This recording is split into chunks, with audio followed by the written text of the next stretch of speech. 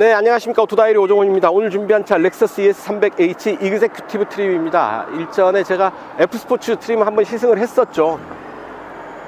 F스포츠가 ES300H 최고 트림이라고 한다면 그 아랫급인 이그제큐티브 트림을 오늘 시승을 해볼까 하는데, 모두 4개 트림이 있죠.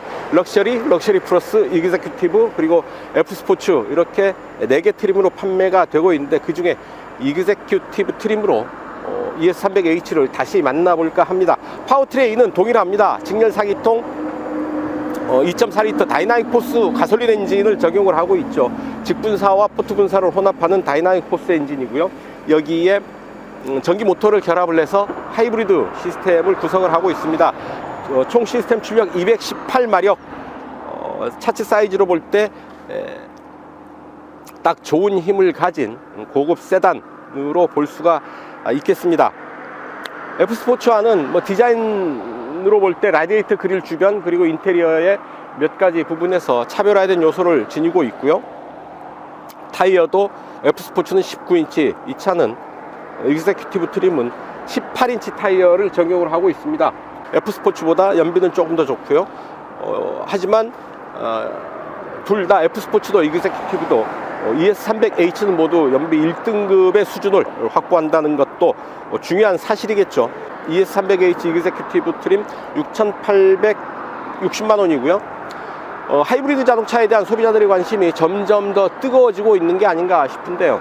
올해 유난히 전기 자동차의 등장이 많았죠.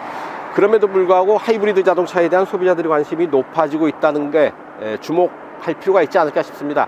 전기 자동차 좋은 건 알겠지만 좀 더 이상적인 친환경 자동차라는 것 인정을 하지만, 가장 현실적인 친환경 자동차로서는 여전히 하이브리드가 대중의 관심을 받고 있다라는 얘기인데요. 그 부분 잠시 후에 다시 말씀을 나눠보기로 하고요.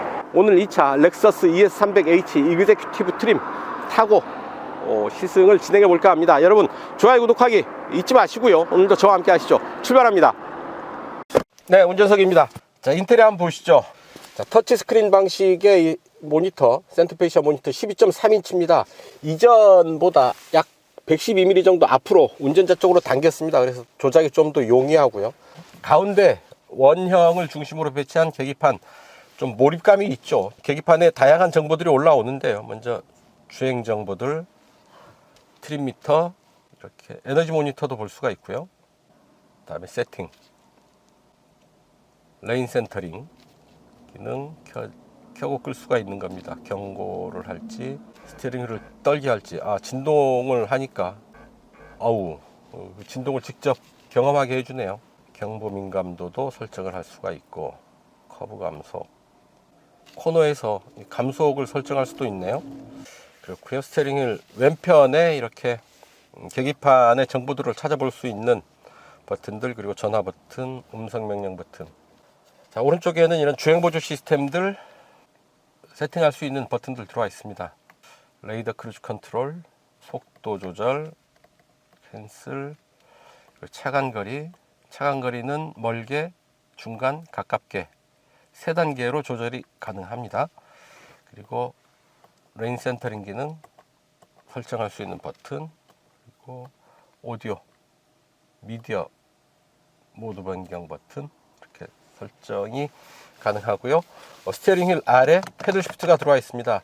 변속기가 무단 변속기죠. 전자제어식 무단 변속기 적용하고 있습니다. 하지만 6단에 대응을 하고요. 그래서 수동 변속을 할 경우에 6단처럼 조작을 할 수가 있습니다. 자, 왼쪽에 보면 헤드업 디스플레이 온오프가 가능합니다. 헤드업 디스플레이는 선명하게 비교적 넓은 차창에 비춰주고 있어서 필요한 주행 정보들을 확인을 할 수가 있겠습니다. 그리고 그 옆에 카메라 버튼 누르면 이렇게 차 주변을 이렇게 360도로 뭐가 있는 부분을 멈춰서 볼 수도 있고요.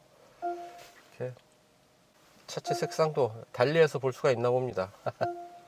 뭘 이렇게까지. 계기판 양옆으로 황소의 뿔처럼 튀어나와 있는 부분이 있죠. 오른쪽은 주행 모드, 드라이브 모드를 세팅을 하는 겁니다. 밑으로 내리면 에코, 누르면 노멀, 위로 가면 스포츠.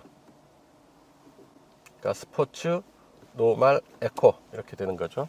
왼쪽에는 ECS 온오프, 트랙션 컨트롤을 끌 수가 있고요. 길게 누르면 VSC까지 끌 수가 있습니다. 센터페이시아 12.3인치 모니터고요. 터치 스크린이 됐죠. 터치로도 조작을 할 수가 있고, 이쪽에 터치패드도 준비되어 있습니다. 터치패드를 통해서도 사용을 할 수가 있죠. 하나씩 볼까요? 목적지 설정을 할 수가 있고요. 자, 어쨌든 이렇게 교통정보까지 볼 수 있는 다양한 정보들을 제공하는 내비게이션 모니터 아틀란 랩이네요. 그리고 오디오 볼 수가 있고요. 2차 마크 레빈슨 오디오 시스템 들어와 있죠. 모두 17개의 스피커가 적용되어 있습니다. 스피커 17개 대단하죠? 자, 왔으니까 한번 소리를 한번 들어볼까요?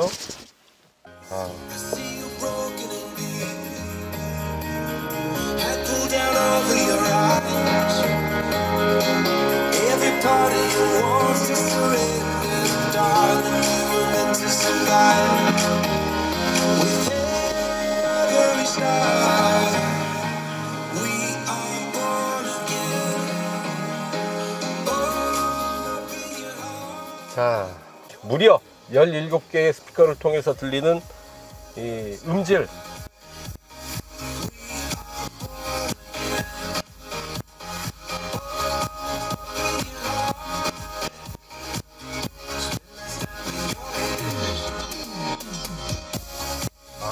대단하네요. 서로 다른 소리들이, 각각의 소리들이 분명하게 들리고요. 또한 볼륨을 키우면 울림으로 전달이 되죠. 상당히 입체적이고 디테일이 살아있는 수준이 높은 그런 오디오 수준 느낄 수가 있습니다. 워낙에 ES300H 조용하죠. 렉서스인데다가 하이브리드죠. 그래서 실내가 조용합니다. 조용한 실내에서 이런 오디오를 좀 더 수준 높게 즐길 수 있지 않을까 싶습니다. 공조 버튼들은 따로 빼놨죠. 아무래도 제일 많이 사용하는 버튼들 중에 하나가 공조 버튼이기 때문에 일일이 터치하고 조작하기 몇 단계 거쳐서 들어가는 것보다는 이렇게 바로바로 원샷 원킬로 조작하는 버튼들이 필요할 수는 있겠습니다. 미니멀한 디자인을 추구한다고 버튼들을 없애고 터치 스크린 하나로 해결하는 경우들이 많죠. 이런 부분들이 잘 유저 인터페이스, 그러니까 사용자 편의성이 잘 가반이 돼서 디자인이 되어 있으면 좋은데, 때로는 불편할 수가 있습니다. 원하는 기능을 찾기 위해서 몇 단계를 거쳐서 들어가야 되는 경우들이 있는데요. 그런 것보다는 이렇게 자주 쓰는 기능들은 이렇게 원샷 원킬 바로바로 작동할 수 있는 버튼들 이용하는 게 나빠 보이지는 않습니다. 열선 시트, 통풍 시트, 스티어링 열선, 뒷부분 햇볕 가리개, 이런 부분들 버튼으로 조절할 수 있게 되어 있고요. 마크 레빈슨 오디오 CD 플레이어 들어와 있네요. 참. 자, 그 아래 보면 2개의 USB 포트, 그리고 옥스 단자 들어와 있고요. 이렇게 핸드폰을 이렇게 세워서 보관할 수도 있겠습니다. 컵홀더가 들어와 있고요. 커버를 덮어버릴 수도 있겠습니다. 변속기죠. 변속기 레버. 무단 변속기, 전자제어식 무단 변속기 조절하는 변속 레버. 변속 레버는 왼쪽으로 밀면 수동 변속이 가능합니다. 수동 6단에 대응을 하고요.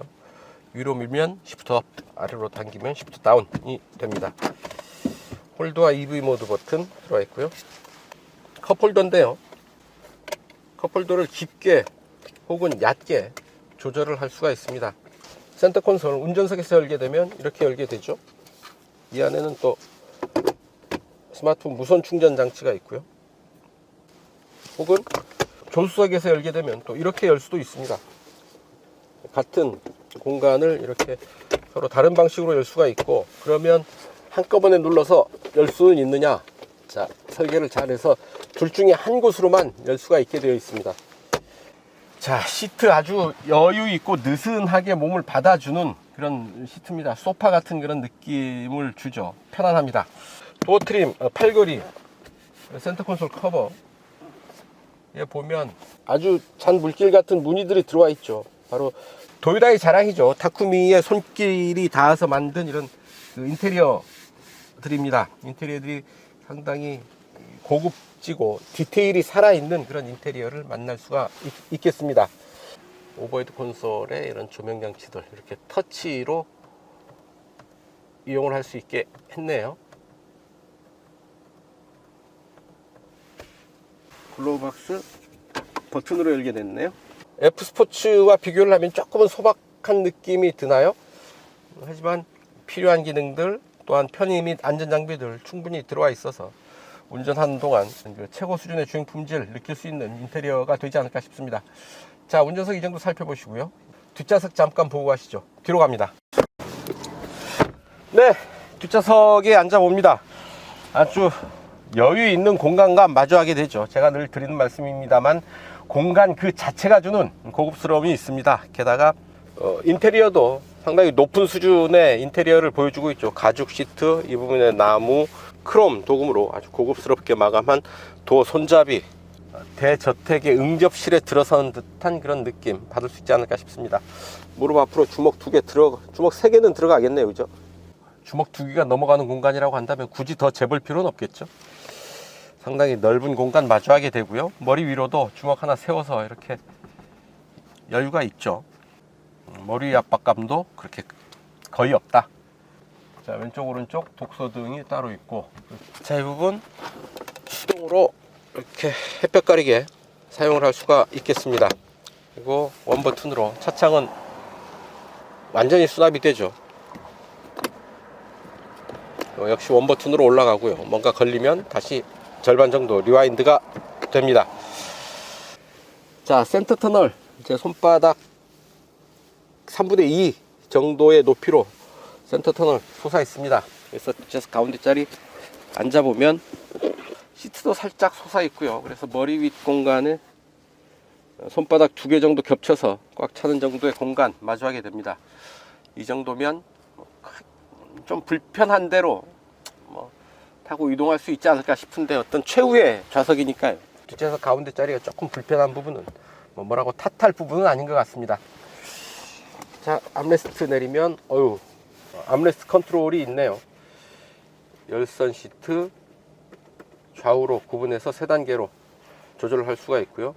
채널, 볼륨, 파워, 오디오 모드, 그리고 뒷부분 이렇게 전동 햇볕 가리개 조절을 할 수가 있습니다. 온도 조절도 가능하고요. 뒷좌석은 좌우 구분해서 온도 조절을 하는 것이 아니고 뒷좌석은 통으로 온도 조절을 하네요. 그렇다면 실내는 3구역으로 나눠서 온도 조절이 되는 거죠. 컵홀더, 2개의 컵홀더 숨겨져 있습니다. 안에 또 콘솔 박스처럼 수납 공간이 들어와 있어서 간단한 핸드폰, 수첩, 필기도구 정도 수납할 수가 있겠고요. 이 부분 이렇게 내리면 이 스키스루 공간으로 활용을 할 수가 있겠죠. 이제 날씨 추워지면 겨울철 스키장 갈 일도 생기고 할 텐데요. 이 안쪽으로 스키스루 공간을 이용을 해서 수납이 가능하지 않을까 싶습니다. 앞부분 센터 콘솔 뒤편으로 뒷좌석을 위한 송풍구 들어와 있고요. 그리고 12V 전원, USB 포트 2개, C타입 USB 포트가 뒷좌석에 준비되어 있네요. 운전석 옆구리에 시트를 이렇게 조절할 수 있는 시트 조절 버튼이 들어와 있습니다. 쇼퍼 드리븐 카처럼 VIP가 뒷좌석에 앉을 때 조수석 시트를 좀 더 쉽게 조절을 할 수가 있죠.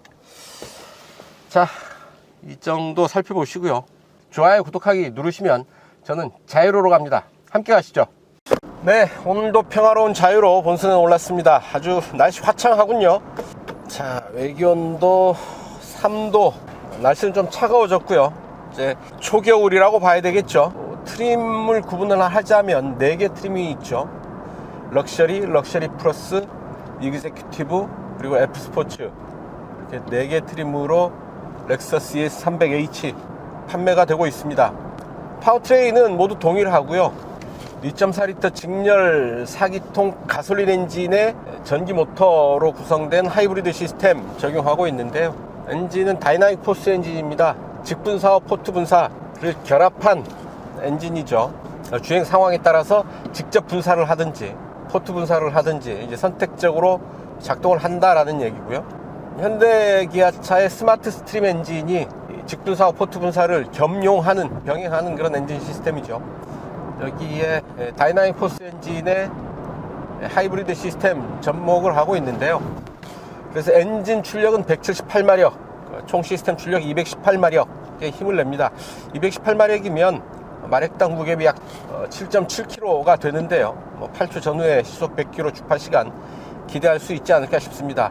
이 정도라고 한다면 프리미엄 세단, 고급 세단의 수준으로 딱 좋은 성능이라고 볼 수 있겠습니다. 그렇게 넘치는 힘은 아니지만 필요할 때 적당한 힘을 쓸 수 있는 그런 파워트레인 갖췄다 라고 볼 수가 있는 거죠. 자, 규칙적인 패턴이 반복되는 빨래판길, 거친 패턴을 준 노면을 타고 넘는 느낌이 거칠지가 않죠. 편안하게 넘어갑니다. 이런 데는 살짝 속도를 높여서 지나는 게 오히려 더 편할 수도 있는데 속도에 상관없이 대체로 편안한 승차감 유지하고 있다 라는 거고요. 자, 잠깐 틈이 났는데요. 시속 100에서 RPM 한번 볼까요? 시속 100km에 맞춰 봅니다. 지금 RPM이 안 나오죠. 스포츠 모드로 가면 RPM을 볼 수가 있네요. ECVT, 그러니까 전자제식 무단 변속기 적용을 하고 있는데요. 6단에 대응을 하죠. 자, D 상태일 때 1500개 살짝 못 미치고요. 바로 뒤로 복귀하네요. 3000 좀 넘죠? 4, 3, 5000이 되네요. 2는 안 되고요. 그래서 5000에서 1500 RPM 구간에서 시속 100을 커버를 한다라는 얘기죠. 자, 엑셀 오프를 하게 되면 EV 모드가 되죠. 엔진은 시동을 멈추고 회생제동 시스템이 작동을 하면서 전기 모드로 움직이게 됩니다. 그래서 살짝 가속을 해보면 엔진이 개입을 하고요. 그래서 엔진 개입, 모터 구동, 회생제동 이 부분이 아주 미묘하게 변화를 하면서 동력의 흐름을 변화시키고 있습니다. 동력을 어떻게든 아껴서 쓰겠다는 의지가 반영되다 보니까 이렇게 다양한 환경에서 다양한 동력의 흐름이 일어나는 거죠. 다이나믹 레이더 크루즈 컨트롤과 차로 중앙 유지 장치 등으로 구성되는 반자율 운전 시스템 한번 작동을 해 보겠습니다. 90km에 맞추고요. 스티어링 휠에서 잠깐 손을 뗐습니다. 차로의 중앙을 잘 유지를 하고 있죠. 차선 안에서 어느 한쪽으로 쏠리는 법이 없이 차로의 중앙을 잘 유지를 하면서 코너에서도 그런 상태를 유지를 하고 있습니다. 어지간한 초보 운전자보다 훨씬 나은 아주 유연한 운전을 보여주고 있는 거죠. 자동차 전용도로, 고속도로에서라고 한다면 이 부분에 살짝 기대서 좀 의지를 하면서 운전을 해도 좋겠다 싶습니다. 하지만 절대 명심해야 되는 것, 운전의 책임 운전자에게 있다는 사실 잊어서는 안 되겠습니다. 이러다가 만에 하나 사고가 난다 그러면 누구 책임이냐? 운전을 소홀히 한 운전자의 책임이다 라는 얘기입니다. 아직 자율운전차가 아니다 라는 얘기죠. 반자율운전 시스템, 드라이빙 어시스턴트, 어시스트 이런 수식어들이 붙는데요. 어시스트, 보조, 반자율 이런 부분에서 운전의 주체 또한 책임의 소재 운전자에게 있다라는 얘기를 해주고 있는 겁니다. 절대 명심해야 되겠습니다. 자, 시속 8, 90배 속도로 움직이는데 아주 편안하죠. 렉서스 특유의 그런 최고 수준의 편안함 느낄 수가 있겠습니다. LS만큼은 아니지만 LS에서 갈고 닦은 여러가지 노하우 기술들이 이 차에도 ES에도 다양하게 응용되어 있다고 보여지고요.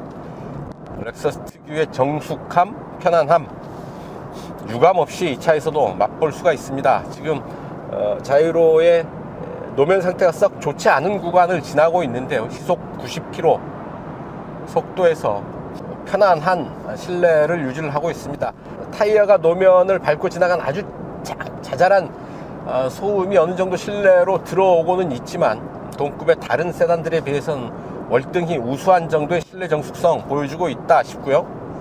자, 스포츠 모드여서 툭 가속 페달을 조금 깊게 밟으면 조금은 더 다이나믹한 반응 만나볼 수가 있습니다. 그리고 에코 모드에서는 약간 허리띠 한 2칸 풀어놓은 그런 반응이죠. 가속 페달을 조금 깊게 밟아야 조금 반응하는 정도고요. 자, 스포츠에 놓고 잠깐 힘 좀 써보겠습니다. 엔진 사운드가 좀 살아오르죠. F 스포츠에서는 스포츠 플러스까지 있지만 익세큐티브 트림까지는 스포츠 모드까지만 적용되어 있습니다. 나름 다이나믹한 힘찬 엔진 사운드 제법 듣기에 괜찮죠. 바람 소리는 좀 커지고는 있지만 속도에 비해서 당연한 바람 소리다 싶고요. 전륜구동 시스템이어서 도로의 굴곡을 따라서 적당히 타고 넘는 적당한 수준의 흔들림 완전히 없애지는 못하고 있습니다. 사륜구동 시스템이라면 이보다는 조금 더 나은 주행 안정감을 보일 수 있겠지만 지금 이런 고속 주행을 할 일이 그렇게 많지는 않다고 본다면 일상 주행 영역의 속도 그리고 거기에서 조금 약간 1-20km 정도 벗어나는 정도의 속도에서라고 한다면 주행 안정감을 따질 정도의 속도가 아니죠.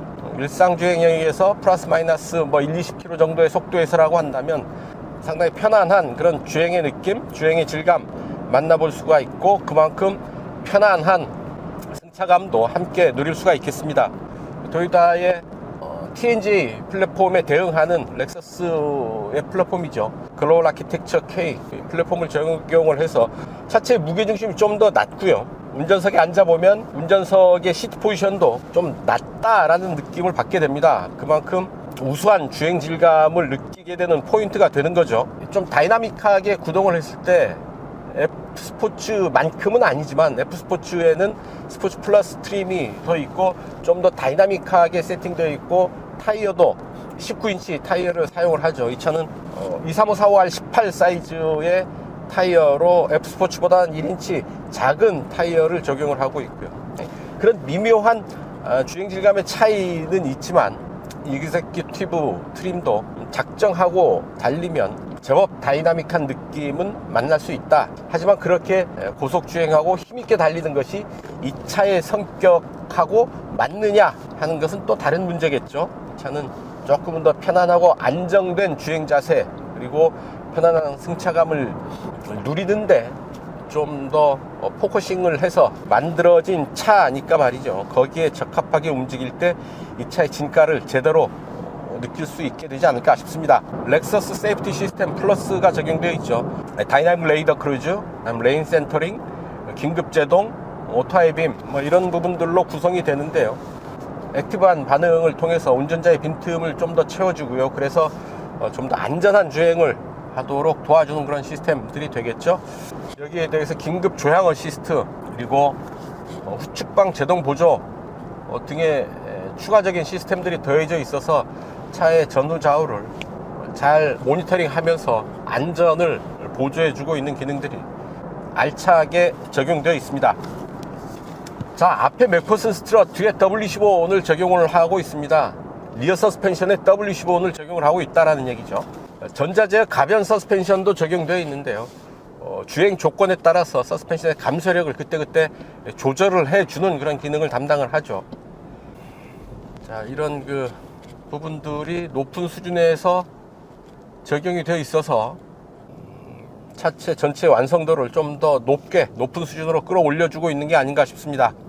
자, 시속 100에서 제동 한번 해보겠습니다. 자, 시속 100이고요. 자, 하나, 둘, 셋.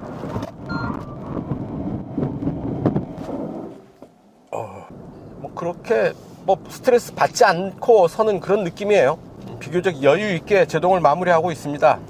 어느 정도 기우는 부분 완전히 무시할 수는 없지만 바로 자세를 회복하면서 제동을 마무리하고 있다라는 얘기고요. 시속 100km 정도는 거뜬히 커버해내고 있다라고 보입니다.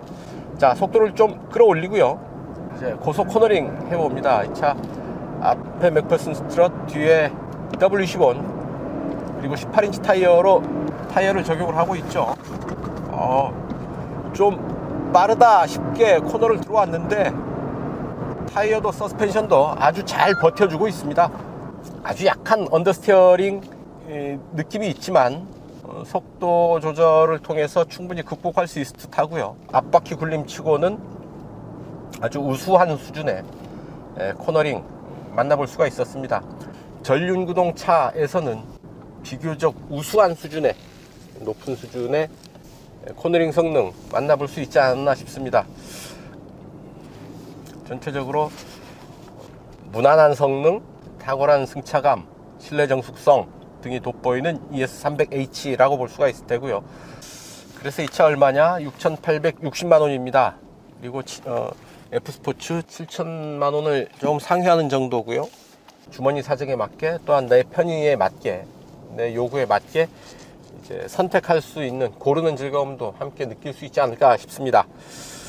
올해 유난히 전기 자동차들이 많이 등장했습니다. 그만큼 자동차 산업의 패러다임이 변화하는 느낌이 컸는데요. 내년에는 더 많은 전기 자동차들이 등장을 하겠죠. 이런 시대에 하이브리드 자동차가 무슨 의미가 있을까라고 생각하시는 분들이 있을 수 있습니다. 하지만 하이브리드 자동차는 여전히 이 시장에서 중요한 역할을 해내고 있습니다. 어떤 면에서 볼 때 전기 자동차보다도 더 친환경적인 자동차가 하이브리드다라는 얘기들도 있는데요. 무슨 얘기냐? 전기 자동차가 사용하는 그 전기 어디서 오느냐? 우리나라에서는 대부분 석탄 화력발전소를 통해서 그 전기를 얻죠.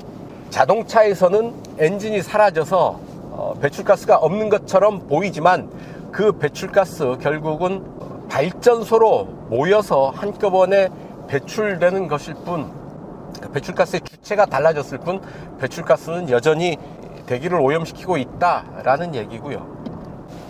그래서 전기 자동차 역시 전기를 만들어내는 단계에서 이미 이산화탄소가 발생하고 있다라는 얘기죠. 자동차가 운행하는 모든 영역, 모든 주기를 통해서 본다면 이산화탄소 배출량이 하이브리드 자동차가 더 적다, 혹은 전기 자동차보다 많지 않다라는 얘기들을 하는데요. 일견 맞는 얘기죠.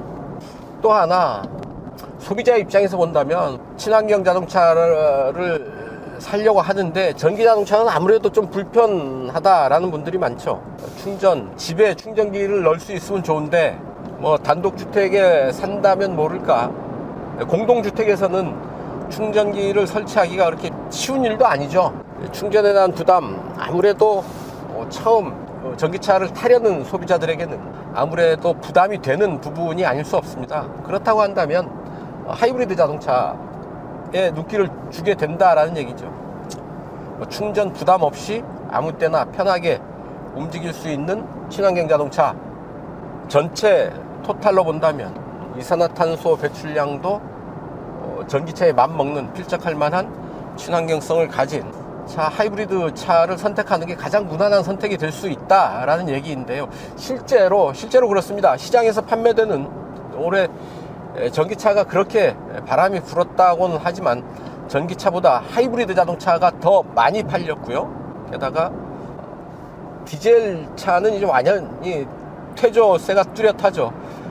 하이브리드 자동차가 이제 디젤 차보다도 더 많이 팔리는 시대입니다. 전기 자동차의 시대를 맞이하고 있지만 그렇다고 해서 하이브리드 자동차가 시대에 뒤떨어진 그런 차는 아니다라는 얘기죠. 그만큼 충분히 나름 의미 있는 가치를 가진 친환경 자동차로서의 존재감 뚜렷하고요. 렉서스 ES300H가 그런 부분들을 가장 잘 얘기해주는 차가 아닌가 하는 생각을 해봅니다.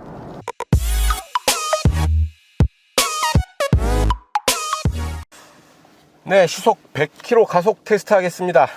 자, 총 시스템 출력 218마력이고요. 공차 중량 1680kg이죠. 그럼 마력당 무게비 약 7.7kg가 되는데요. 8초 전후로 시속 100km 주파할 수 있지 않을까 기대해 봅니다. 스포츠 모드로 가고요. 에어컨 끕니다. 하나, 둘, 셋.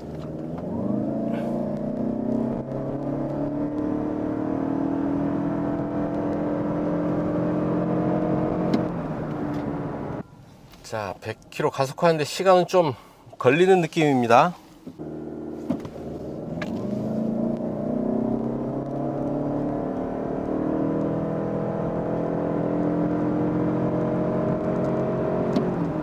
네, 이렇게 시속 100km 가속 시간과 거리 측정해 봤습니다.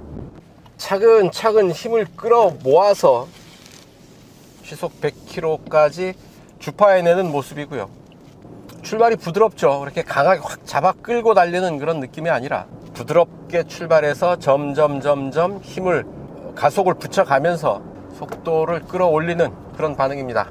자, 이렇게 시속 100km 가속 테스트 해봤고요. 이 GPS 계측기에 측정된 데이터 이래서 함께 보시죠.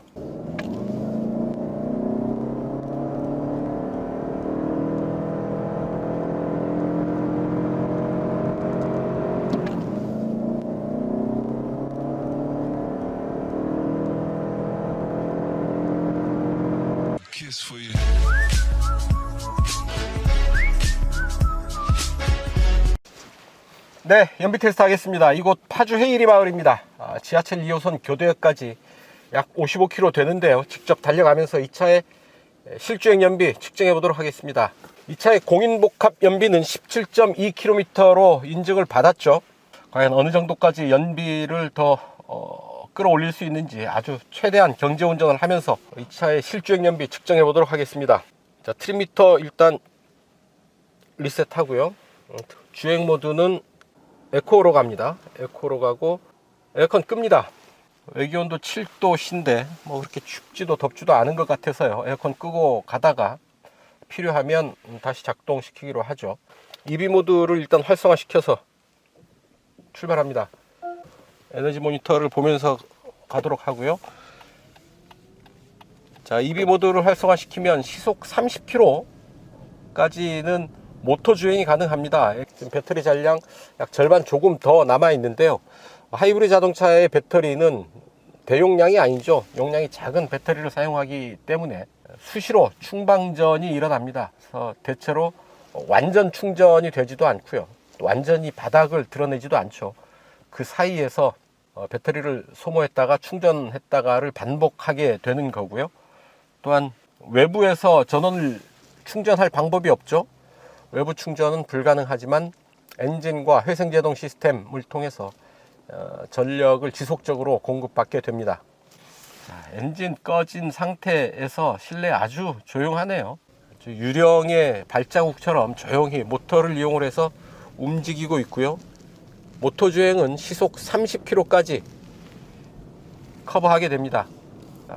30km 넘어가니까 EV 모드 해제됨 이렇게 되죠. 모터가 돌아가는 소리, 마치 전기 자동차와 같은 느낌을 전해주고 있고요. 네, 이제 자이로 본선에 올랐고요.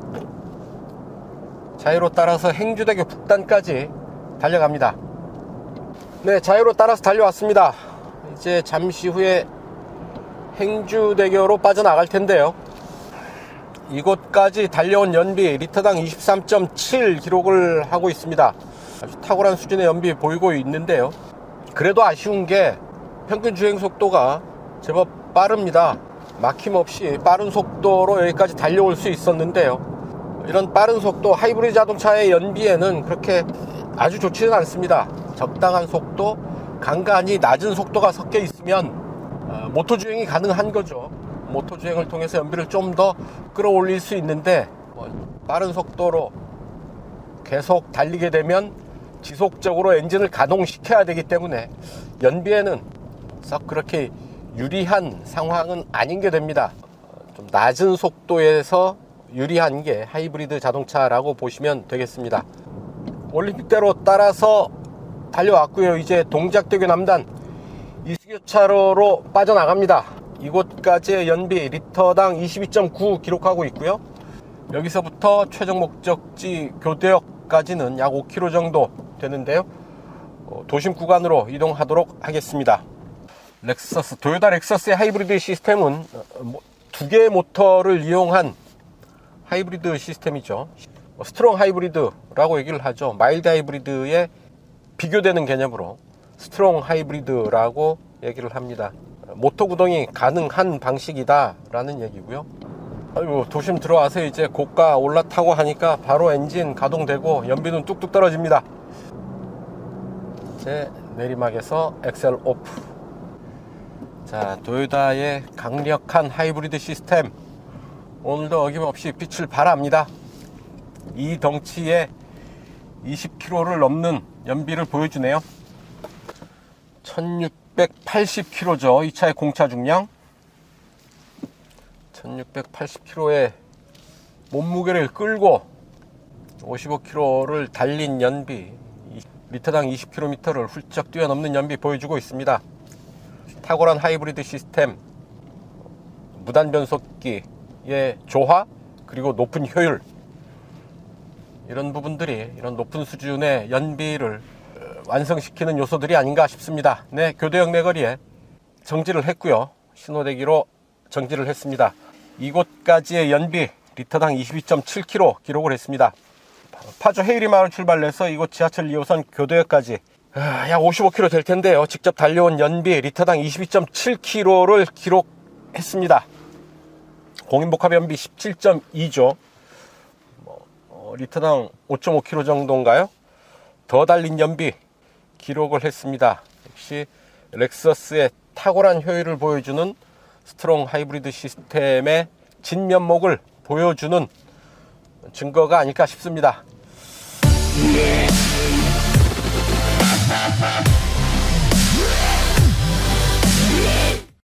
단도직입입니다. 렉서스 ES300H 타면서 느꼈던 사소한 불편함 몇 가지 말씀을 드리겠습니다. 먼저 음성명령 시스템입니다. 음성명령 전화 걸기만 되죠. 미디어 선택, 오디오 조정, 볼륨, 우리가 음성명령으로 기본적으로 할 수 있다고 생각하는 것들까지도 커버를 하지 못하고 있습니다. 그냥 단순히 전화 걸기만 된다라는 얘기죠. 교대역으로 길 안내, 여기 보면 전화 걸기만 커버를 하는 거죠. 다양하게 사용하기에는 많이 부족한 수준이 아닌가 싶습니다. 또 하나의 아날로그 시계 부분인데요. 아날로그 시계를 도입하는 것, 어떤 차의 고급스러움을 좀 더 극적으로 드러내는 그런 효과를 내게 되죠. 좀 클래식한 느낌도 주고요. 하지만 이 차에서는 그런 효과를 제대로 내고 있는지 의문이 듭니다. 지금 아날로그 시계의 위치도 모니터의 한 구석으로 좀 옹색한 위치에 들어가 있고요. 그러다 보니까 아날로그 시계에 좀 강한 존재감을 드러내기에는 많이 부족한 게 아닌가 싶습니다. 위치를 가운데로 옮기자니 또 모니터하고 충돌이 일어나는 거고요. 위치를 잡다 보니까 어중간한 위치가 되고 말았습니다.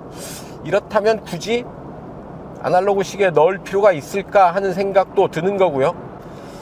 차라리 아날로그 시계를 빼는 게 더 낫지 않겠나 하는 생각을 해봅니다.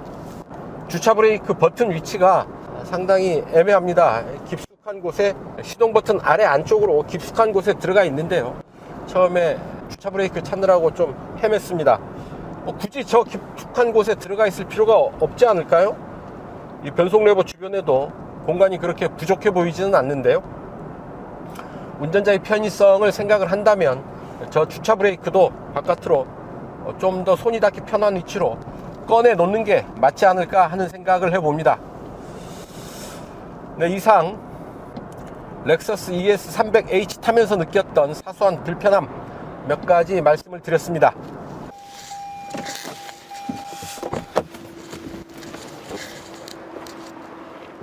네, 지금까지 렉서스 ES300H 이그제큐티브 시승을 했습니다. 좀 더 강하고 다이나믹한 맛은 F스포츠가 강합니다.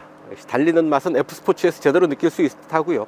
ES300H 같은 경우에는 조금 더 편안하고 소프트하고 편안한, 그래서 안락한 느낌을 주는 프리미엄 세단이 아닌가 싶습니다. 그래서 F스포츠는 좀 더 강한 맛, 매운맛, 좀 더 순한 맛으로서 이그제큐티브가 가치를 갖고 있지 않나 싶고요. 이렇게 각각이 조금씩 다른 특성을 통해서 소비자들의 선택의 폭이 그만큼 확대되지 않나 하는 생각도 해볼 수 있겠습니다. 판매 가격 6,860만원, 그리고 7,000만원이 넘는 F스포츠, 그리고 이 아래는 럭셔리와 럭셔리 플러스 트림이 있죠. 그래서 나름 소비자들의 선택의 폭도 보장하고 있고요.